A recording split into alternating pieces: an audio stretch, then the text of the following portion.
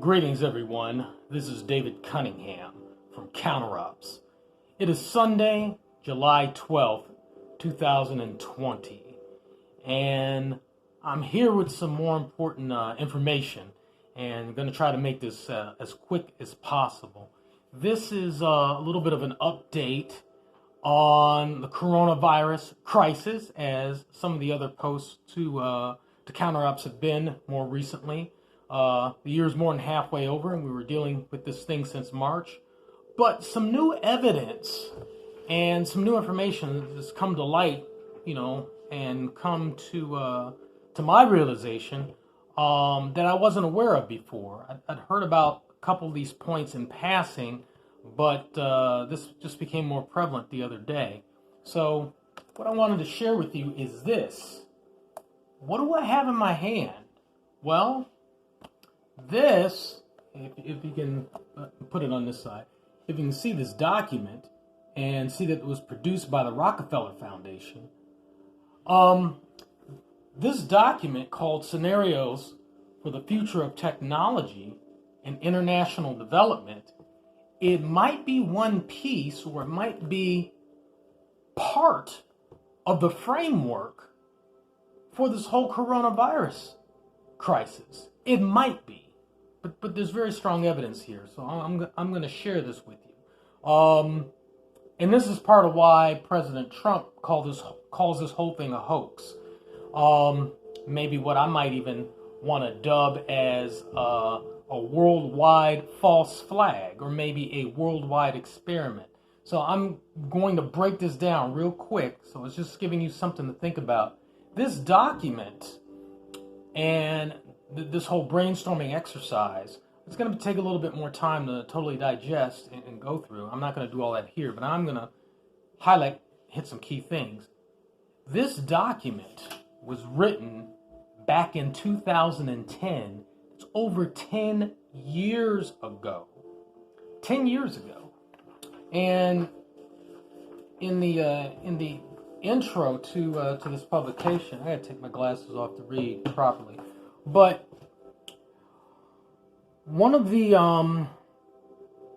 executives, this is the president of the Rockefeller Foundation, back in 2010, one of the things she states here is, one important and novel component to our strategy toolkit is scenario planning, a process of creating narratives about the future based on factors likely to affect the particular set of challenges and opportunities, for the future and for future nations.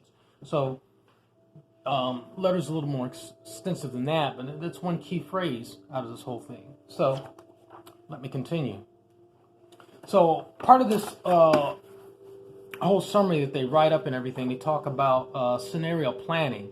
So, they select 4 different types of scenarios, and we're going to get into one particular one. But coming up with these scenarios, are they prophecies, are they predictions, or are they plans? Are they a script for what elitists or globalists or, interconnecting world organizations want to do? So here's something else about the scenario framework. A good starting point for any set of scenarios is to understand those driving forces that we can be reasonably certain will shape the worlds we are describing, also known as predetermined elements. For example, it is a near geopolitical certainty that with the rise of China, India, and other nations, a multipolar global system is emerging. So they're talking about how the nations are aligning and then what impact it has, as these nations emerge. Are they looking at what's going on? Or are they looking at what's going on so they can shift and control and guide what's happening? But here's the key piece. This is the heart of everything. It's the particular scenario called lockstep. Now, I've heard this term in passing before, but this is a little bit more of a description and an explanation of what this is. So, make this quick. And then, like I said, I've got to go through more of the detail of this document and continue to study, but it's to give you something to think about as well. But lockstep. A world of tighter top-down government control and more authoritarian leadership with limited innovation and growing citizen pushback. So this is the scenario. This did not happen. This is the scenario as they were planning and scoping this out back in 2010. So the scenario is that in 2012, the pandemic that the world has been anticipating for years finally hit. Unlike 2009's H1N1, this new influenza strain was extremely virulent and deadly. Even the most pandemic-prepared nations were quickly overwhelmed when the virus streaked around the world. Sound familiar? The pandemic also had a deadly effect on economies. International mobility of both people and goods screeched to a halt, debilitating industries like tourism and breaking global supply chains. Sound familiar? The United States' initial policy of strongly discouraging citizens from flying proved deadly in its latency, accelerating the spread of the virus. However, a few countries did fare better. China, in particular. Think about that. The Chinese government's quick imposition and enforcement of mandatory quarantines for all citizens, as well as its instant and nearly hermetic sealing off of all borders, saved millions of lives. So praise for China on how they handled this pandemic, this virus. All right. So just a couple more statements.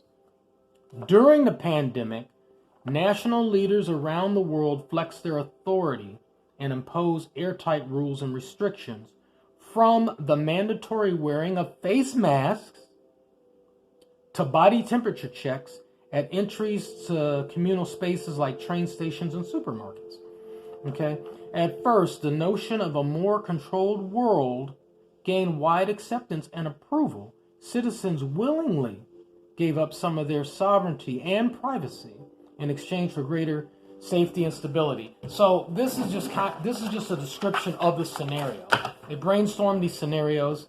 They kind of came up with ideas about how things would look in the world and what that would entail based on particular sets of circumstances with a given scenario. This one is about an influenza strain, a virus, a worldwide pandemic. What are we dealing with now? This was written in 2010. As a very good friend of mine says, think about it.